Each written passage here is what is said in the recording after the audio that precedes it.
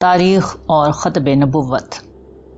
آج کے اس کالم میں میرے پیش نظر ختم نبوت کا ایک اہم پہلو سامنے لانا ہے۔ یہ وہ پہلو ہے جو اپنی نوعیت کے اعتبار سے اہم ترین ہے، مگر ہمارے ہاں کبھی زیر بحث نہیں آتا۔ بلکہ سچی بات یہ ہے کہ جس طرح یہ چیزیں زیر بحث آتی ہیں، وہاں دین کے بنیادی ماخذ بہت کمزور جگہ پر نظر آتے ہیں، اور مستشرقین ان کی سند اور صداقت دونوں پر زبردست سوالیہ نشان اٹھا دیتے ہیں۔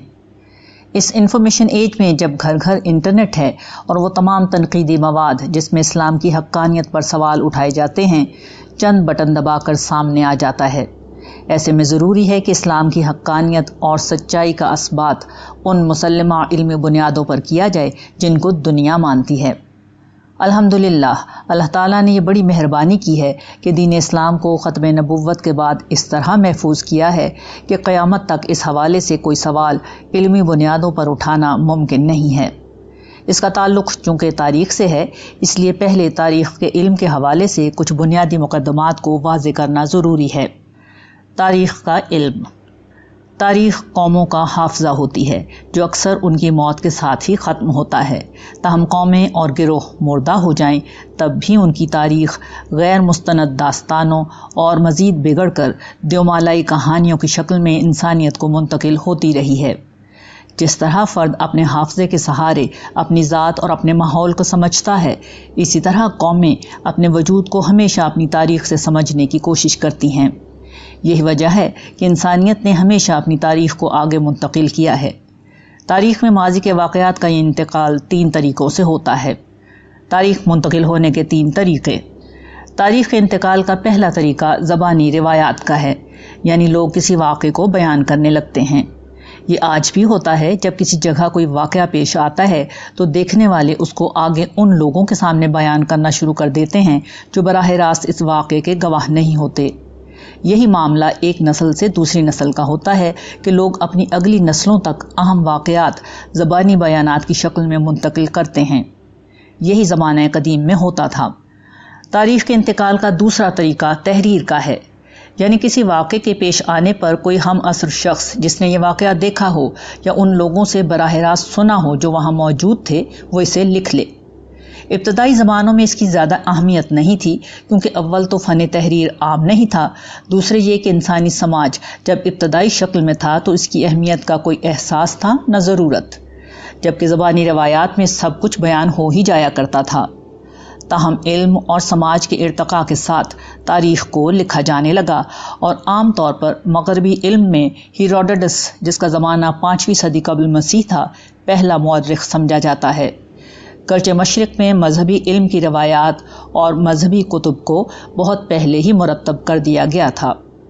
تاریخ کے انتقال کا تیسرا ذریعہ کسی قوم سے متعلق آثار قدیمہ اور اس کے باقیات ہوتے ہیں، یا پھر زمانہ قدیم میں کسی قوم یا گروہ کی محفوظ رہ جانے والی کچھ نشانیاں ماہرین کی کوششوں سے منظر عام پر آ جاتی ہیں اور ماضی کے بارے میں معلومات فراہم کرنے کا سبب بن جاتی ہیں۔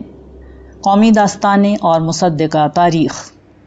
تاریخ کے بارے میں ہمیشہ سوال یہ اٹھایا جاتا ہے کہ گرچہ یہ ماضی کے واقعات کا ایک ریکارڈ ہے، مگر اس ریکارڈ میں کیا بات سچی ہے اور کیا جھوٹی، یا پھر مبالغہ آرائی پر مبنی ہے۔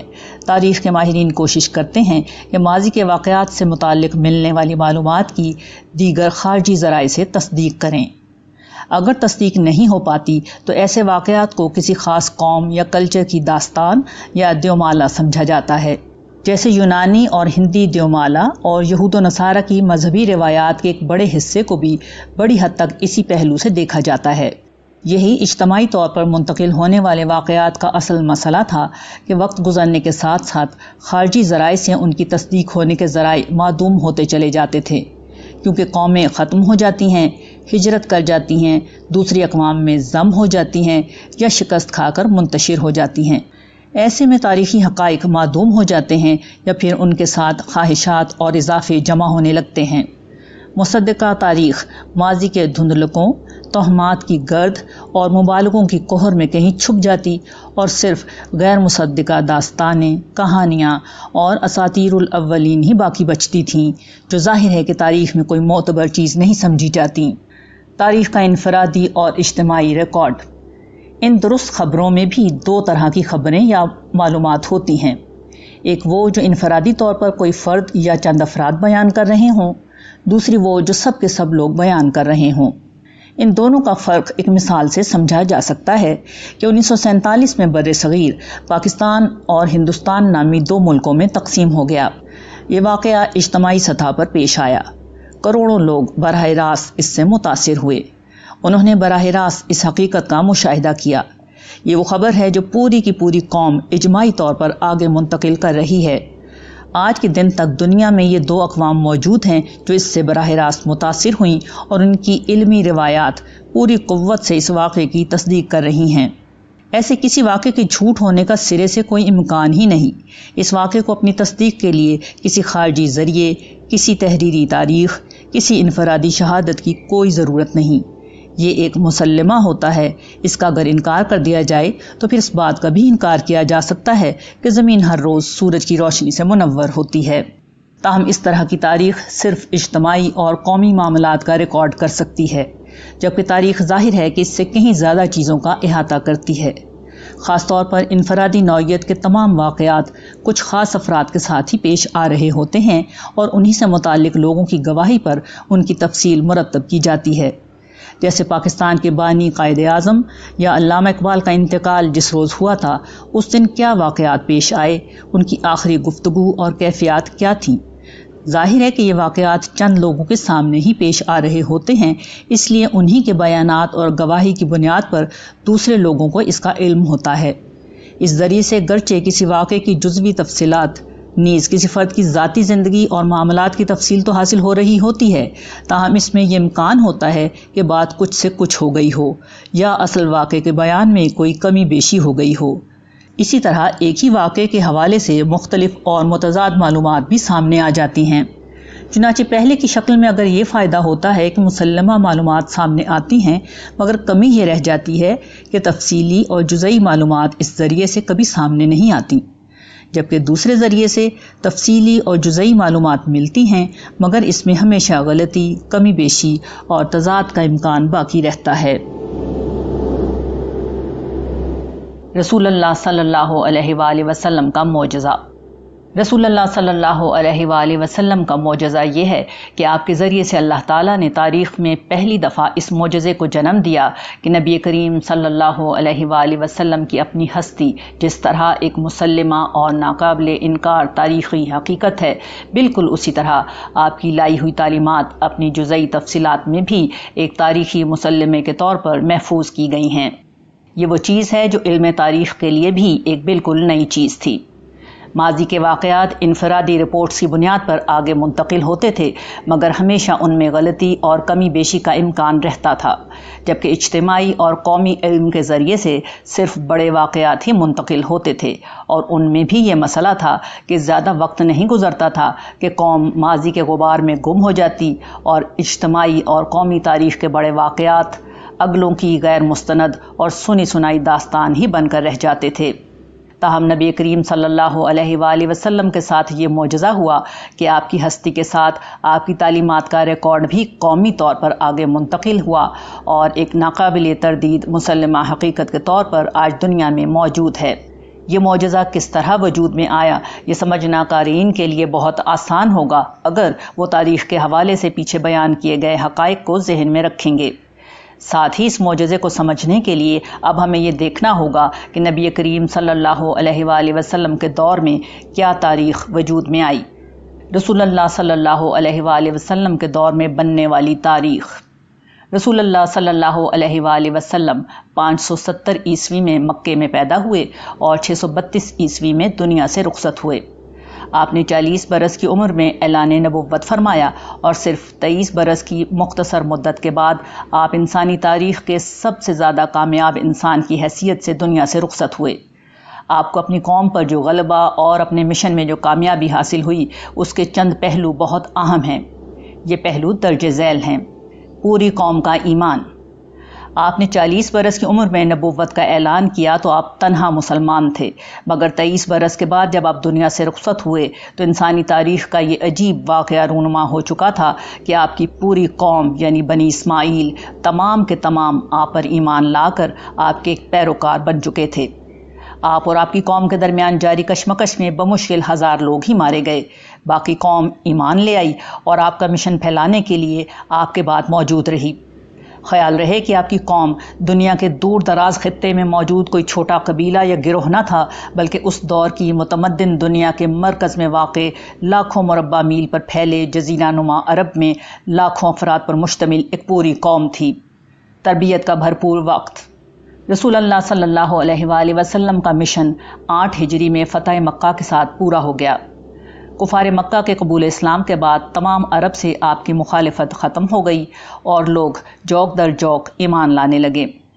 فتح مکہ رمضان 8 ہجری تا وفات ربیع الاول 11 ہجری تک آپ کے پاس 2.5 برس کا وقت تھا، جس میں لوگ آپ کے پاس آتے رہے اور دین سیکھتے رہے۔ آپ کے پاس پرامن حالات میں لوگوں کو دین سکھانے، سمجھانے اور پھیلانے کے لیے 30 مہینے کا طویل وقت تھا۔ پھر آخری حج کے موقع پر تمام عرب سے کم و بیش 1 لاکھ لوگ حج کے لیے آپ کے ساتھ آئے۔ گویا عرب کے ہر گھر، بستی اور قریے کا ایک نہ ایک آدمی لازماً اس موقع پر موجود تھا۔ اس حج کا خصوصی مقصد لوگوں کو یہ موقع دینا تھا کہ رسول اللہ صلی اللہ علیہ وآلہ وسلم سے براہ راست دین سیکھ لیں۔ اس طرح یہ بات پورے اعتماد سے کہی جا سکتی ہے کہ جو دین آپ لائے وہ پوری قوم کو خود اپنی نگرانی میں سکھا کر رخصت ہوئے۔ مکمل سیاسی استحکام اور غلبہ۔ اس دنیا میں کسی بھی فکر کے لیے یہ بڑا مسئلہ ہوتا ہے کہ وہ اخلاقی اور علمی بنیادوں پر مخالفین پر فتح حاصل کر لے، تب بھی مخالفین کی سیاسی طاقت اس کے قدم جمنے نہیں دیتی۔ تاہم نبی کریم صلی اللہ علیہ وآلہ وسلم کو اپنی زندگی میں عرب پر مکمل سیاسی غلبہ حاصل ہو چکا تھا۔ آپ پورے عرب کے بلا شرکت غیر حکمران تھے اور تمام مخالفین اسلام لے آئے، ختم ہو گئے یا پھر ذلت آمیز محتاجی میں سر اطاعت خم کیے ہوئے تھے۔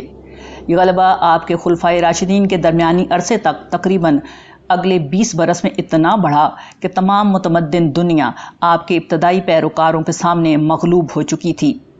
تمام دنیا کے خزانے، وسائل اور طاقت اب مسلمانوں کے قبضے میں تھی، چنانچہ اس بات کا کوئی امکان نہیں تھا کہ کوئی بیرونی یا اندرونی قوت بانی اسلام کی تعلیمات کے فروغ اور پھیلاؤ میں کسی قسم کی رکاوٹ ڈال سکے، کیونکہ ہر طاقت مسلمانوں کے سامنے مغلوب ہو چکی تھی اور دنیا کا ہر خزانہ ان کے لیے کھل چکا تھا۔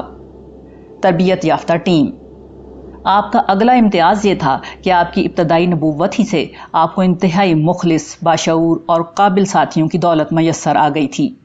مکہ میں آپ پر سینکڑوں لوگ ایمان لا چکے تھے اور مدینے میں ان کی تعداد ہزاروں تک پہنچ گئی تھی۔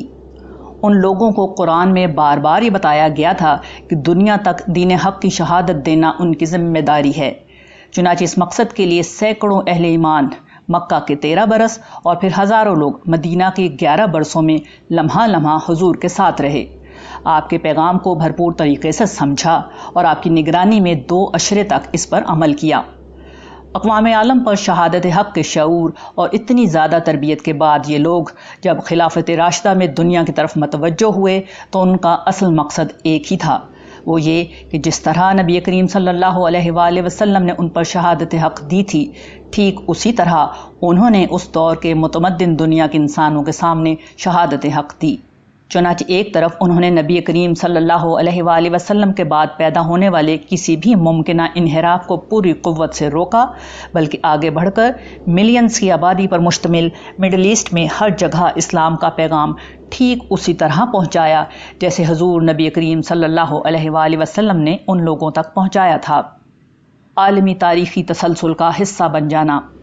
جیسا کہ پیچھے بیان ہوا ہے کہ جزیرہ نما عرب کوئی دور دراز علاقہ نہ تھا، بلکہ چین و ہند سے لے کر مصر و یونان تک پھیلی اس وقت کی متمدن دنیا کے عین وسط میں واقع علاقہ تھا جہاں لاکھوں لوگ آباد تھے۔ یہ لوگ اس وقت کی 2 عظیم ترین سپر پاورز یعنی رومی اور ساسانی سلطنت کے پڑوسی تھے، اور عرب کی سرحدوں پر ان سپر پاورز کے حلیف عرب قبائل کی حکومتیں قائم تھیں۔ تجارت کے لیے سردیوں میں یمن جاتے جہاں مشرق سے چین و ہندوستان کا مال آتا، اور گرمیوں میں شام و فلسطین جاتے جہاں مغرب سے مصر اور افریقہ کا مال آتا۔ سیاست اور تجارت کے اس پس منظر کی بنا پر عرب میں اس زمانے میں جو کچھ ہو رہا تھا وہ کوئی مقامی واقعہ نہیں تھا، بلکہ اس دور کی پوری دنیا کو معلوم ہو رہا تھا کہ عرب میں کیا انقلاب آ چکا ہے۔ پھر خلافت راشدہ میں تو یہ دونوں ریاستیں مسلمانوں سے شکست کھا گئیں اور خود مسلمانوں نے ان کی جگہ لے لی۔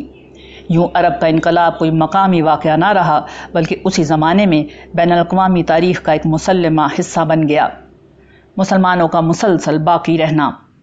اس سلسلے کی اہم ترین کڑی یہ ہے کہ ابتدائی غلبے کے بعد دنیا کے نقشے سے کبھی بھی مسلمان نہیں مٹائے جا سکے۔ نبی کریم صلی اللہ علیہ وآلہ وسلم سے لے کر آج تک کروڑوں بلکہ اربوں مسلمان ہر دور میں دنیا کے ہر خطے میں موجود رہے۔ 20ویں صدی کی ابتدا کے چند اشروں کو چھوڑ کر مسلمان ہمیشہ اقتدار میں رہے۔ وہ پورے تواتر، تسلسل اور اطمینان و سکون کے ساتھ اپنے اس دین پر عمل کرتے رہے جو ان کے نبی انہیں دے کر رخصت ہوئے۔ ایک استثنائی واقعہ۔ مذکورہ بالا تمام چیزیں انسانی تاریخ میں پیش آنے والا ایک استثنائی واقعہ ہے جو پہلے کبھی پیش آیا نہ بعد میں ظہور پذیر ہو سکا۔ اب تمام چیزوں کو جمع کر لیجئے تو جو نتیجہ نکل رہا ہے وہ یہ ہے کہ دنیا میں کسی بھی فکر کے لیے یہ کبھی ممکن نہیں رہا کہ فکر کا بانی اپنی دعوت پیش کرے اور اس کی زندگی ہی میں لوگ اسے قبول کر لیں، پھر اسے اقتدار کا تحفظ اور پرامن حالات بھی میسر آ جائیں جس میں اس کی دعوت اور پیغام مکمل طور پر ہر طرح کے بیرونی خطرے سے محفوظ رہ سکے۔ وہ پورے اطمینان سے ان کی تربیت کرے، پھر اس کو ایسی مخلص اور باشعور ٹیم بھی میسر ہو جو اس کی تعلیم اور مشن کو بغیر کسی انحراف اور کمی بیشی کے دوسروں تک پہنچائے۔ عین اس کی ہین حیات اور اس کے فوراً بعد یہ انقلاب عالمی تاریخی تسلسل کا غالب حصہ بن جائے اور پھر تواتر اور تسلسل کے ساتھ اس وقت سے آج تک اس کے پیروکار اس دین پر عمل بھی کرتے رہیں۔ یہ واقعہ انسانی تاریخ میں نہ پہلے کبھی ہوا نہ بعد میں کبھی ہو سکا۔ اس بات کو دور جدید اور دور قدیم کی ایک مثال سے سمجھیں۔ حضرت موسیٰ نبی کریم صلی اللہ علیہ وآلہ وسلم کے بعد تاریخ کے دوسرے کامیاب پیغمبر ہیں۔ قوم کا ایمان، مخالفین پر غلبہ، سیاسی اقتدار اور نام لیواؤں کا باقی رہنا آپ کو سب ملا، مگر آپ کی زندگی ہی میں آپ کی ٹیم نے بار بار آپ سے بے وفائی کی اور آپ کے بعد تاریخ میں بار بار آپ کی قوم کی جڑ کاٹی گئی۔ نتیجہ یہ نکلا کہ آپ کی لائی ہوئی کتاب اپنی اصل شکل میں محفوظ نہ رہی اور آپ کی تعلیمات کی بنیادی چیز یعنی نماز جیسی بنیادی عبادت سے آج کے یہود خود پوری طرح واقف نہیں، جبکہ مصر کی اپنی تاریخ میں اس پورے واقعے کا کوئی ریکارڈ سرے سے موجود ہی نہیں۔ جب حضرت موسیٰ جیسے کامیاب پیغمبر کا یہ حال ہے تو باقی پیغمبروں کو تو جانے دیجیے۔ اس معاملے میں ایک جدید اور سیکولر مثال کمیونزم کی ہے۔ اس کے بانی کارل مارکس کو اس کا غلبہ دیکھنا نصیب نہیں ہوا اور پھر اس کے پیروکاروں نے اس کے افکار کی عملی شکل کو وجود میں لانے کے عمل میں جو کچھ کیا وہ اب تاریخ کا حصہ ہے، بلکہ سوویت یونین کی شکست کے بعد خود کمیونزم تاریخ کا حصہ بن چکا ہے۔ اس کے برعکس نبی آخر الزماں کی دعوت مذکورہ بالا تاریخی حقائق کی بنا پر جیسے نازل ہوئی ویسے ہی آج کے دن تک موجود ہے۔ ایک نئی تاریخی حقیقت کا ظہور۔ مذکورہ بالا 6 عوامل کی بنا پر آج ایک مسلمہ اور ناقابل انکار تاریخی حقیقت ہے کہ نبی کریم صلی اللہ علیہ وآلہ وسلم کی شخصیت اور عرب کا انقلاب جس طرح تاریخ کا ایک مسلمہ ہے، ٹھیک اسی طرح آپ کی تعلیمات جو خود ہمیشہ جزئی چیزوں اور تفصیلات پر مشتمل ہوتی ہیں بالکل ویسے ہی موجود ہیں جیسے وہ نبی کریم صلی اللہ علیہ وآلہ وسلم کے دور میں تھیں۔ اس کا سبب یہ ہے کہ ایک طرف وہ سارے مذکورہ بالا تاریخی عوامل موجود تھے جن کی بنا پر نبی صلی اللہ علیہ وآلہ وسلم کی تعلیمات کا محفوظ رہنا تاریخی طور پر ممکن ہوا، بلکہ آپ نے اس کے ابلاغ کے لیے جو اہتمام کیا اس کی بنا پر آپ کی تعلیمات کچھ افراد تک نہیں رہیں بلکہ پوری قوم کی قولی اور عملی روایت کا حصہ بن گئیں۔ یعنی آپ کی تعلیمات کے جزئی عناصر بھی لاکھوں اور پھر کروڑوں افراد کے قول و فعل کا اس طرح حصہ بن گئے کہ تاریخ میں پہلی دفعہ جزیات بھی مسلمات بن گئیں۔ اس تعلیم کا پہلا جز قرآن مجید ہے۔ الحمد سے والناس، یہ کتاب جس کی حفاظت کا وعدہ اللہ تعالیٰ نے خود کیا، نبی کریم صلی اللہ علیہ وآلہ وسلم کی زندگی میں مرتب ہو گئی تھی۔ آپ خود حافظ قرآن تھے اور آپ کے زمانے ہی میں ہزاروں حفاظ موجود تھے۔ قرآن کے حفظ کی وجوہات بالکل واضح ہیں۔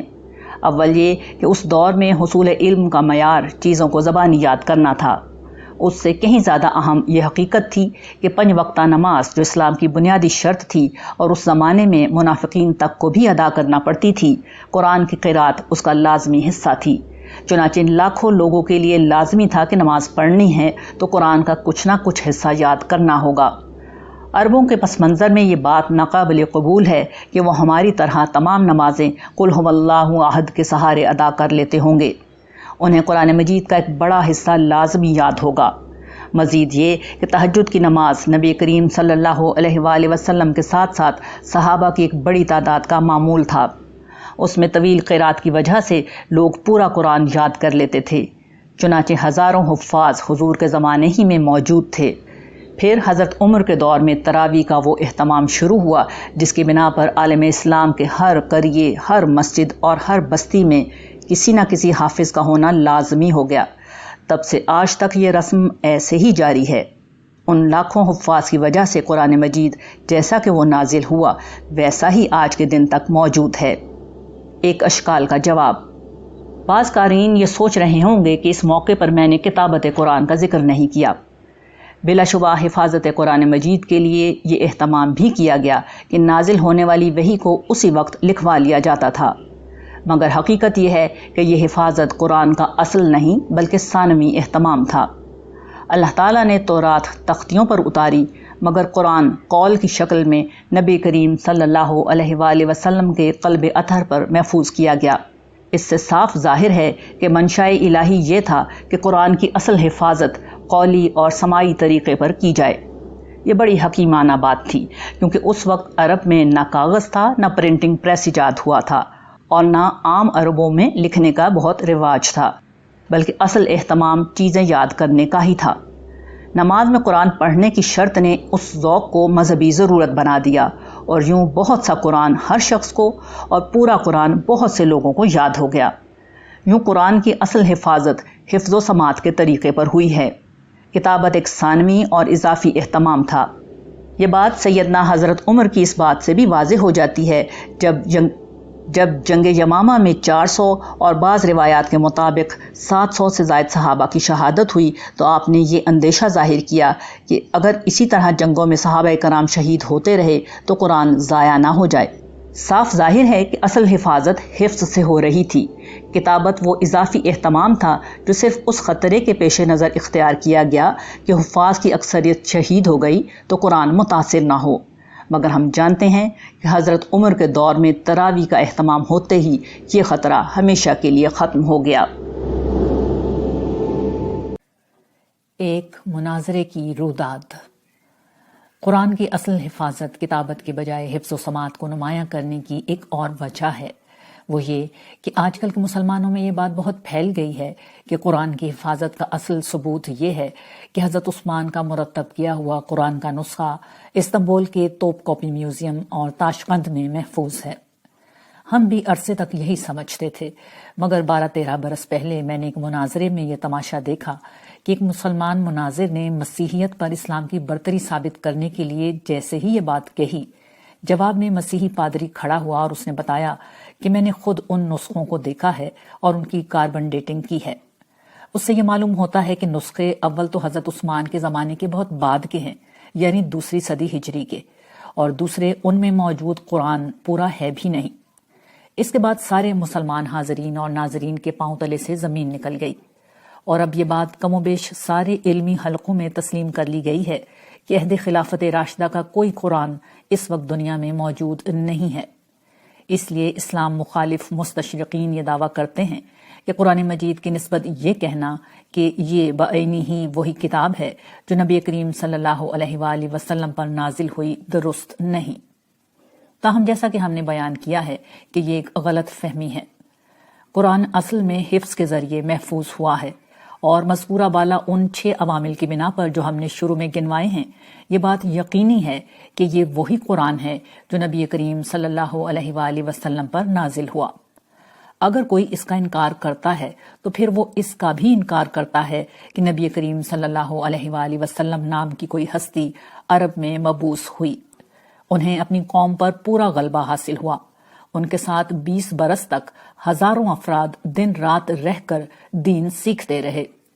ان لوگوں کو دنیا پر اقتدار حاصل ہوا، اور آج کے دن تک ان کے ماننے والے دنیا میں موجود رہے۔ اگر ان تمام مسلمات کا انکار نہیں ہو سکتا تو پھر اس حقیقت کا انکار بھی نہیں ہو سکتا کہ جو قرآن نبی کریم صلی اللہ علیہ وآلہ وسلم پر نازل ہوا وہ آپ کی زندگی میں محفوظ کر لیا گیا، اور آپ کے ساتھیوں نے وہ پورے اہتمام سے باقی دنیا تک اور پھر ہر دور میں آپ کے پیروکاروں نے اسے پورے اہتمام سے محفوظ کیا ہے، اور آج کے دن تک یہ سلسلہ جاری و ساری ہے۔ جو شخص اس حقیقت کا منکر ہو اسے یہ سوچنا چاہیے کہ آج کے گئے گزرے دور میں جب پرنٹنگ پریس کی ایجاد کے بعد حفظ قرآن ثانوی حیثیت اختیار کر گیا ہے، لاکھوں مسلمان پورا قرآن حفظ کرتے ہیں، تو زمانہ نبوت اور خلافت راشدہ کے دور میں یہ کیسے ممکن ہے کہ نبی کریم صلی اللہ علیہ وآلہ وسلم کے تربیت یافتہ صحابہ کرام نے اس فریضے میں کوئی کوتاہی برتی ہوگی؟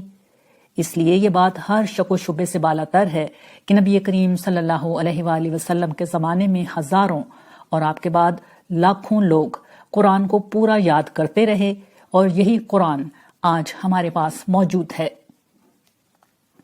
اسلاف کی رائے: قرآن کی طرح ٹھیک یہی معاملہ دین کے عملی ڈھانچے کا ہے جو عبادت، معاشرت اور زندگی کے دیگر پہلوؤں کا احاطہ کرتا ہے۔